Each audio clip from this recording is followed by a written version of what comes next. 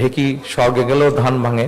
আমি একজন প্রার্থী হিসেবে আপনাদের কাছে কি চাই সেটা আর বললাম না, সেটা আপনারা সবাই দেখতে পাচ্ছেন। আমি স্বাভাবিকভাবে আমি বাংলাদেশে একজন পলিটিক্যাল অ্যাক্টিভিস্ট হিসেবে পরিচিত। আমার একটা তো পুড়ে যাচ্ছে যে কোন তারেক জিয়া খালেদা জিয়ার ছেলে বা জিয়া রহমানের ছেলে, বাট আমার মূল পরিচয় যে আমি politician and there is election after few weeks. আজকের এই দোয়া মাহফিল অনুষ্ঠানে যেহেতু আমি আপনাদের এলাকার অধিবাসী, আপনাদের প্রতিবেশী, আপনাদের এখানে অনেকেই নিশ্চয়ই আছেন যারা আপনারা এই এলাকায় বেড়ে উঠেছেন, বড় হয়েছেন। আমিও এই এলাকাতেই কিন্তু বড় হয়েছি, বেড়ে উঠেছি, কাজে আমি আপনাদেরই একজন। তো যেহেতু আমি একজন পলিটিক্যাল অ্যাক্টিভিস্ট, একজন পলিটিশিয়ান, এবং কয়েকদিন পরে ইলেকশন, স্বাভাবিকভাবেই ইলেকশন রুলের বাধ্যবাধকতার কারণে আর 24 ঘন্টা পরে হয়তো বলতে পারবো, এখন বলতে পারছি না, কিন্তু কি বলতে চাইছি নিশ্চয়ই আপনারা বুঝতে পারছেন।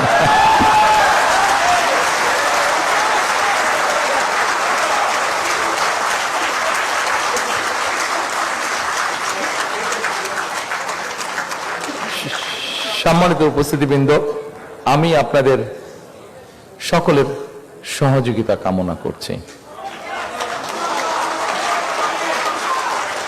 আপনারা যদি আবারও যেই কথাটি কিছুক্ষণ আগে বলেছিলাম, আই হ্যাভ এ প্ল্যানের যে অংশগুলো আপনাদের সাথে আমি শেয়ার করেছি, আপনারা যদি মনে করেন যে এই কাজগুলো করলে আমরা কিছুটা হলেও ডিফারেন্স তৈরি করতে পারবো, আপনাদের কাছে মনে হয়েছে যে আই হ্যাভ এ প্ল্যানের যেই পরিকল্পনাগুলো আপনাদের সামনে তুলে ধরেছি সেগুলা আপনার সন্তান, আপনার পরিবার, আপনার প্রতিবেশী, আপনার দেশের মানুষ, সামগ্রিকভাবে আমাদের সকলের জন্য কিছুটা হলেও বেটার হবে। আপনি বুক ভরে শ্বাস নিতে পারবেন, আপনি নিশ্চিন্তে পানি পান করতে পারবেন, আপনি নিশ্চিন্তে রোডে হয়তো ট্রাফিক জ্যাম হবেই কিন্তু কম হবে, এরকম পরিস্থিতি তৈরি হবে।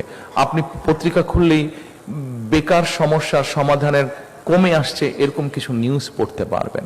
আপনি হেলথের ব্যাপারে আপনি কিছুটা হলেও নিশ্চিত হতে পারবেন যে ঠিক আছে, there is a health facility.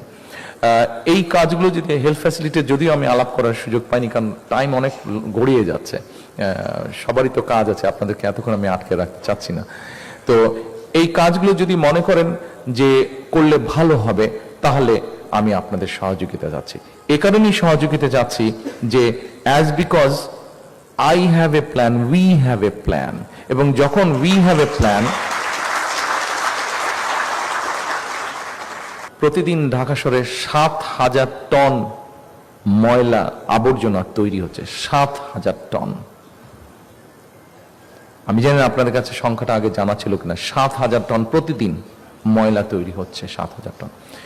এই ময়লাটাকে তো সরাতে হবে, পরিষ্কার করতে হবে, কারণ এই ময়লা থেকে যা স্প্রেড হচ্ছে, মেডিকেল ওয়েস্ট থেকে যেরকম জীবাণু ছড়াচ্ছে, এই ময়লা থেকে, এই 7,000 টন ময়লা থেকেও ছড়াচ্ছে। এবং এই 7,000 টনের কোথায় পড়ে আছে, কিভাবে পড়েছে, আমরা কিন্তু এখান থেকে বের হলেই দেখতে পাচ্ছি সবাই। 7,000 টন ময়লা।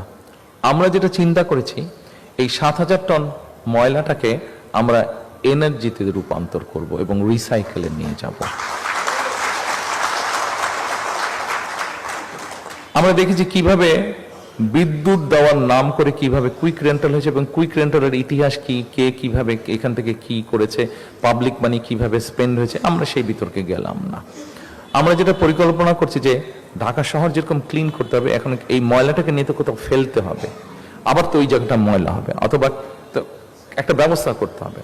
এখানে এখন দুটো জিনিস আছে, একটা হচ্ছে রিসাইকেল, যেটা রিসাইকেল করা যাবে না, নর্মালি যেটা ফুড ওয়েস্ট বা এই ধরনের পচনশীল যেটা, এই ধরনেরটাকে দিয়ে, এবং ইদানিং নতুন যেটা পাওয়ার স্টেশন কিছুগুলো হয়েছে যেগুলো এই ধরনের ওয়েস্ট দিয়ে পাওয়ার তৈরি করে, কিছু কিছু কাঁচ টাচ এগুলা দিয়েও তারা করতে পারে, অর্থাৎ যেগুলো রিসাইকেলে যাবে এবং যেগুলো রিসাইকেলে যাবে না, যেগুলো দিয়ে পাওয়ার তৈরি করা সম্ভব, আমরা এই রিসাইকেল পাওয়ার বা এই ওয়েস্ট দিয়ে আমরা পাওয়ার তৈরি করতে চাচ্ছি। সো দ্যাট শহরটাকে যেরকম পরিষ্কার করা যাবে একদিক দিয়ে, আর এই দিক দিয়ে পাওয়ার তৈরি করার জন্য এই মুহূর্তে ফার্নেস অয়েল বা গ্যাস যেটা ব্যবহার করছি, ফার্নেস অয়েলটা আমাদেরকে ইম্পোর্ট করে নিয়ে আসতে হচ্ছে, ফলে আমাদের ডলার খরচ হচ্ছে। কিন্তু এই ময়লাটা যারা কিনে নিয়ে পাওয়ার তৈরি করবে, তারা তো টাকা দিয়ে কিনবে, অন্তত ডলারটাকে আমরা সেভ করতে পারবো।